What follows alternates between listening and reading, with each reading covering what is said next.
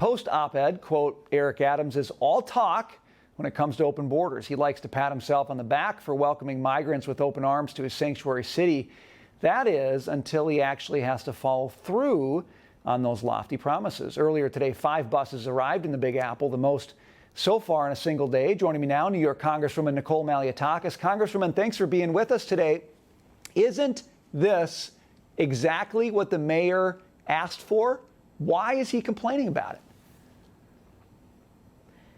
Well, certainly, whether it's he or Bill de Blasio or Governors Cuomo or Hochul, they certainly let people know that this was a sanctuary city and state and that all were welcomed regardless of their status.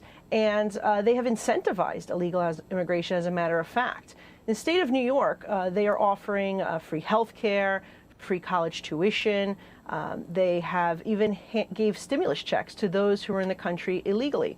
And New York City is now putting people up in a hotel, upwards of $700 a night, that the taxpayer is on the hook up for. And New York City residents right now are leaving in droves because affordability has become such an issue. Taxes have skyrocketed, property taxes, and the cost of living in general. And to tell the taxpayers who are just trying to get by in this city that they now have to foot the bill and pay for the housing of thousands of people who are in this country illegally is wrong. He should be joining, Mayor Adams should be joining me and my colleagues in Congress who have been calling for the president to secure our border. Let's stop this chaos and madness. We have laws, we have a process, they need to be respected, and people can apply for asylum, but they need to go by the process in place. Yeah.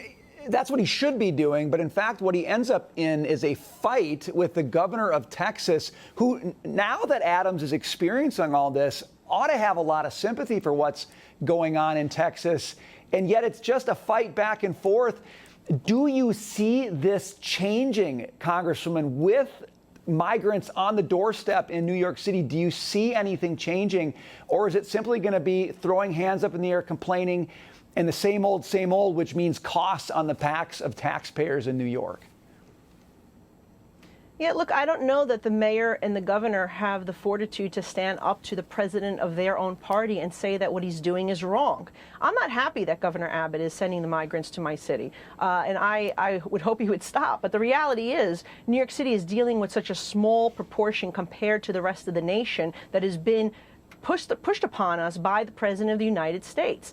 The fact that the President is allowing the drug cartels to smuggle individuals, to smuggle fentanyl, child traffic, sex traffic, and he's giving them all the tools that they need to be able to do this while not supporting our Customs and Border Patrol agent. The video you showed earlier of the Customs and Border Patrol agents being attacked. It's the same thing we saw in the streets of the city of New York against our NYPD, and it's the Democrat Party that has allowed this type of assault on our laws, on our police, that is so disturbing. And so I hope the mayor will rethink this, because you're going to really upset a lot more New Yorkers who are really struggling to get by in this city, and to see that they're not getting certain benefits that those in the country who are here illegally are is rather disturbing. Congressman, the mayor has said that the busing of migrants up to New York has been horrific, but I'll tell you, it's the one thing that seems to have finally gotten the attention of folks who otherwise were living in fairy tale land when it comes to this problem. We got to leave it there, but always good to see you, Congresswoman Malliotakis. Thanks for being with us.